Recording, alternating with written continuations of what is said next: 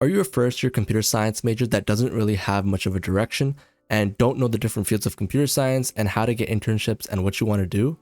Well, this video is for you. In this video, I'm going to be talking about the different fields of computer science. And the reason for making this video is because back when I was in first year, I didn't have a whole lot of guidance as to what the different fields were and how I was supposed to break into some of these fields and what kind of projects I was supposed to make. A little bit of background about who I am. I'm a third year computer science student at the University of Waterloo. I've done about 2 internships in backend engineering and I've created a whole host of different projects. One of the main topics that comes up is what's the difference between software engineering and computer science? Well, the main answer to that question is that software engineering is a subset or a field of computer science, because computer science actually encapsulates a whole bunch of different fields, including data structures, theory of computing, first order logic and language, compilers, operating systems, you name it. And software engineering is a branch of that. And software engineering is the act of actually creating a new piece of software and developing something that people will use. And in software engineering, there's a whole bunch of different types of developers. So what I'm gonna do is actually break down each one of these developers, and I'm gonna break down this video into chapters so that if you would like to see what kind of stuff each specific thing does to your interest, you can go and check that out. Game dev is probably one of the most self-explanatory development paths, because what you're doing is you're developing games for, consoles, PC, whatever it is. And most of these companies include places like Rockstar Games, Epic Games, etc. In order to break into game dev, you need to have a solid understanding of C++. And thankfully, that's actually pretty easy because most universities cover C++ in their courses.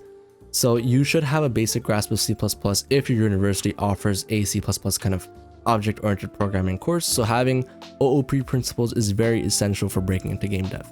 As well, I would recommend doing some kind of project in Unreal Engine 5 or the less used now Unity engine. But if you can create a project in one of these fields that you want to get into, it'll help you stand out so much more in the eyes of recruiters, because you actually have proof that you have those skills, and you will have those skills because you will have created a project and you will have learned along the way how to do those things. So if you want to break into game dev, I would recommend following tutorials online and eventually creating your own project and with your own skills, so that you can show recruiters and the companies that, hey, I actually am serious about game dev and I have the skills and I have the projects that prove it. Next, we're going to go on to web development. Web development is actually split into 3 main categories: front-end, back-end, and DevOps. And the combination of all 3 of these things is what we call a full stack web developer. Some of the companies you'd be working at for web dev include Google, Apple, Meta, Uber. Pretty much any company that has some kind of forward-facing business will do some kind of web dev. The front end is basically everything to do with the UI. Whatever you see on a web page is going to be the front end.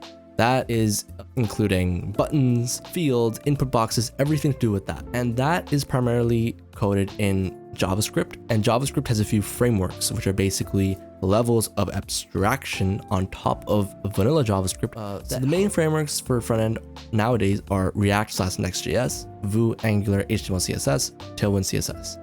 And so if you want to break into front end, you'd probably want to learn a framework. Next.js and Angular are both very popular frameworks. Nowadays, one of the most popular frameworks is Next.js because of the amount that it's used. And you also want to have a solid foundation of HTML and CSS. And nowadays, people are also using Tailwind CSS. So it's essential that if you want a job in front end, that you learn some of these things and create basic static websites. And that's if you want to become a front end dev. There's lots of tutorials online that you can follow to help you do so. And next, we have back-end development. If you want to get into back-end engineering, you have a lot more options. People are asking for a lot of different skills, including Java, Go, JavaScript, you name it. And there's a lot of frameworks that go with these as well. For example, if you're a JavaScript developer, you can use Node.js and Express. You also want to get a good understanding with how to use a database, whether it's MongoDB, Postgres, etc. When you're a backend developer, your primary functions are to actually implement business logic and store and extract data from a database. For example, if you're on youtube.com and you search for a video, the front end is what's going to take the input from the user, and then when you click enter, the front end is going to request the server for some videos that are the most relevant to the search words that you've asked for. This is going to be the business logic and implementing that business logic.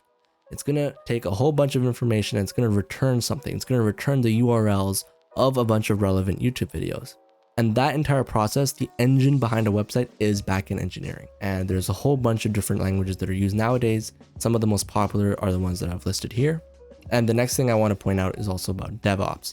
DevOps is actually how, once we have a front end and a back end for our website or an application, how can we deploy that on the internet? How can we ensure that the code doesn't break? How can we ensure that it's well tested? How can we ensure that changes that will break the code or that will reduce our code from a certain standard don't go through? And that's how we use pipelines, Docker, Kubernetes, and a whole bunch of different tools to help ensure that that's the case. Nowadays, full stack development is the combination of all three of these things, but a lot of companies will have their own dedicated platform engineering team that will be for DevOps specific. So what is embedded systems? Embedded systems is essentially coding for lower level hardware, including processors and microchips. You'd be working for companies including NVIDIA, AMD, Intel, etc. Some of the things you would learn that you would need to learn in embedded systems is C and C++ or Verilog. And if you do want to become an embedded dev, it's a bit harder to do projects because you need some kind of hardware and actual equipment. So what I would recommend is if you are in a university, go and apply for a design team. And usually design teams are working on some kind of hardware, and you'd be able to actually code systems for those lower level microprocessors. So if you're looking to get into embedded system roles, join a design team and show that you have good experience working as a developer there. Cybersecurity is essentially the art of learning to break things. You don't do much coding, but you do a lot of breaking, and you learn how to identify security vulnerabilities that exist in certain applications. For example, how can we mitigate XSS attacks or CSRF attacks? And that's kind of what cybersecurity is all about, is making sure that the systems that we have today are not vulnerable to malicious people and malicious organizations and users. Crypto and blockchain dev is basically creating smart contracts, and the primary way we do that is with Solidity, which is a programming language. And if you want to do a project in Solidity, that would be a great way to break into crypto and blockchain dev. It's also a very cyclic industry, so you want to watch out for that. When crypto is doing really well, there's a lot of hiring going on, but when crypto is crashing, it's the complete opposite. So if you are wanting to become a crypto dev, that's something to keep in mind, is that it's not the most stable industry, but again, it is very lucrative. And I know a lot of people who are making money in crypto dev. Mobile dev is interesting because there's kind of three main ideas in mobile dev.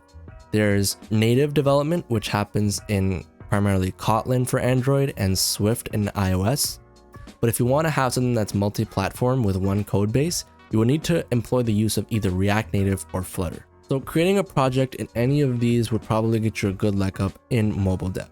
However, if you're serious about mobile dev and you want to get into either iOS or Android, I would definitely recommend creating an iOS Swift specific project or a Kotlin Android specific project instead of React Native, just because a lot of companies are creating dedicated teams for iOS and Android specifically. And the last but not least is data science, and that kind of extends into the bigger world of AI and machine learning. Data science as a whole requires a lot of Python. Primarily people use Python when they're doing data science, and you're also going to have a good knowledge of statistics, and also some kind of way to present your data. Sometimes people use Tableau to do so. The whole concept of data science is we have a whole bunch of data and we want to use that information to give insights or create information for our users. For example, if you're on YouTube and you have data about the person's likes and interests, how can we use that data to provide them with better content? And that's a combination of both artificial intelligence when it comes to machine learning, as well as collecting data and organizing the data. And what you're doing in data science is you're basically sanitizing the data information, and you're processing the data in a certain way and returning information and results and insights based on that data. If you want to get into deep learning, the main things that people use are PyTorch and TensorFlow, which are there's some great courses that go into these and the concepts of deep learning. And as well as there's other things in AI and the whole that kind of world that are specific to NLP and AI models and LLMs and computer vision. Anything to do with smart computers that can understand information and then spit something back is data science. And if you want to get into that kind of field where you're dealing with ChatGPT type of systems, or you're dealing with when you're dealing with large language models, or you're dealing with computer vision where if I start waving, it'll identify my hand waving as a hand wave, or any sort of other deep learning, sometimes recommendation models for websites. Anything with that would be data science related material. And a lot of the time you would actually be going between web dev and data science, because some of these things are actually needed for both. If you're creating a backend that has a recommendation system, you would need to employ some tactics from data science to do so. And those are some of the main fields of computer science that I wanted to cover This video might have gotten a bit long, but there is a lot of different fields and a lot of stuff that I want to talk about. But please, if you're a first year student, I would definitely recommend finding something that you're passionate about and then creating a project based on it. See if you like it, and if you don't like it, you can always create a new project. But projects are your way to find and get a leg up, especially when you have your first job. The reason I got my first job as a backend engineer is because I had a lot of experience working with Java, and I was able to prove that because I showed that in projects. So make projects, learn, and don't rely on school to spoon feed you information, because school is great to teach you how to think, but not necessarily what to learn and what to specifically think. I hope you guys enjoyed this video, and if you did like it, please leave a thumbs up and subscribe. And yeah, I'll see you guys next time. Peace.